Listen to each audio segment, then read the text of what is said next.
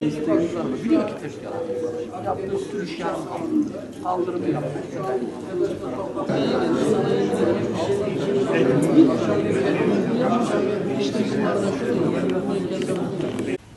Yeni TEDAŞ'ın değiştiği yeni enerji sahadan elektrik malzemelerinin, ampullerinin olmadığından dolayı şikayetçiyiz. Bu şikayetlerimizi Mersin'de olsun, Ankara'da olsun tüm yetkililere bildirdik. Ama 4-5 aydır bize her gün 15 gün içinde tamamlanacak, 15 gün içinde tamamlanacak dediler. Şu anda 6 aya yakındır biz mahallelerimizdeki sokaklar lambalarından şikayetçiyiz, yanmıyor, armatürlerimiz bozuk. Biz bunu defalarca TEDAŞ'a bildirdik. Yani şu andaki enerji sahaya. Malzememiz yok diyorlar, elimizde malzeme yok diyorlar ve şu anda da diyorlar ki 3-4 ay daha bu sıkıntıyı böyle çekeceksiniz.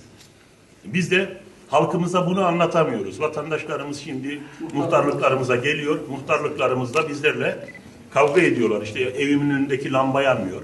Çocuklarımız sabahleyin okula erken gidiyorlar. Akşamleyin geç dönüyorlar. İşe giden bayanlar, şikayetçiler, taciz oluyor, hırsızlık oluyor, kapkaç oluyor. Başıboş köpeklerin saldırısına uğruyorlar.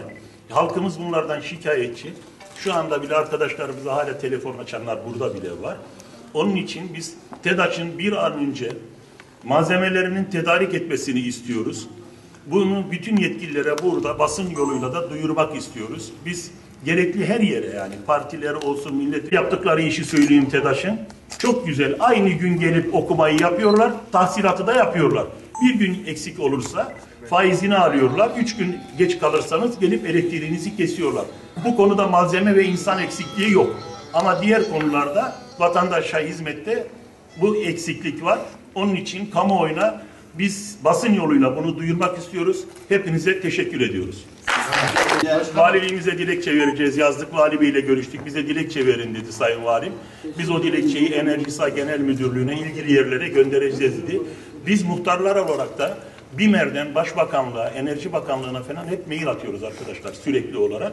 Ama şu ana kadar bir şey olmadı. En son Cuma günü TEDAŞ'ın eski müdürü, şu anda Enerjisa'nın yeni işletme müdürü Mehmet Bey ile görüştüm. Mehmet Bey peyderpey malzemelerin geldiğini ama bu malzemelerin tamamlanmasının 3-4 ay daha süreceğini söyledi. Yani şimdi demek ki 3-4 ay daha karanlıklarda kalacağız.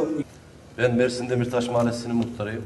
Şu an elimdeki listeye göre en az 35 tane yanmayanım var. 38 tane var. Az abi benim 100 tane. Benim mahallemde her gün akşamleyin 3-4 tane hırsızlık oluyor gece yarısı. 15-20 tane de ben. Karanlıktan dolayı hırsızlık oluyor. Dün yine bir vatandaşın arabasının aküsü söküldü. Bugün yine birisi geldi evime hırsız girdi diye. Günlük muhakkak hırsızlık oluyor. TEDAŞ'a gidiyoruz. İşte listelerimiz elimizde yanmayanlar. Malzeme yok. Ya benim mahallemdeki insanların elektrik parası yazıldığında bir gün sonra bir gün ödemesi, ikinci gün ihbar geliyor. Mahallemize bakım yaptıramıyoruz. Biz mahalledeki halka bunu anlatamıyoruz. Halk diyor ki sen muhtarsın, git çöz. Neyden çözeceğiz olmayan şeyi? Gittiğimizde genel müdüre gidin diyorsunuz. Genel müdür bizimle muhatap olmuyor ki. Yerini göstermiyorlar ki bize. Yok abi, dün yine gittik başkanımla. Hiç kimse yok.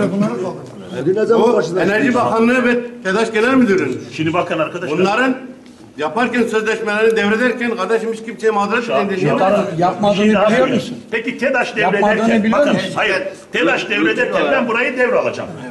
Ben şimdi o depolarda devralırken ne alacağımı bilmiyor muyum? Niye ben tedbirini almıyorum? Yapmadığımızı biliyor muyuz? Yapmıştık belki. Tedbirini almıyorum. Bizim muhatabımız şu an. Genel Müdürlük. Genel Müdürlük. Bizim muhatabımız Enerji Bakanlığı TEDAŞ Genel Müdürlüğü. Biz arkadaşlar Şu anda her şey ay yapmayalım. biz arkadaşlar her ay eskisi gibi Evet. biz Ödeme noktalarını kaldırdılar. Vatandaş perişan. Bankalara gidiyor, yatıramıyor. Kartla yatıramıyor. O eskiden ödeme noktalarında kartla yatırıyorlardı. Şimdi kart da geçersiz. Adamın nakit parası yok. Bankada kartı almıyor. Kimse de ödeyemiyor. Bunu da bilgilerinize sunuyoruz.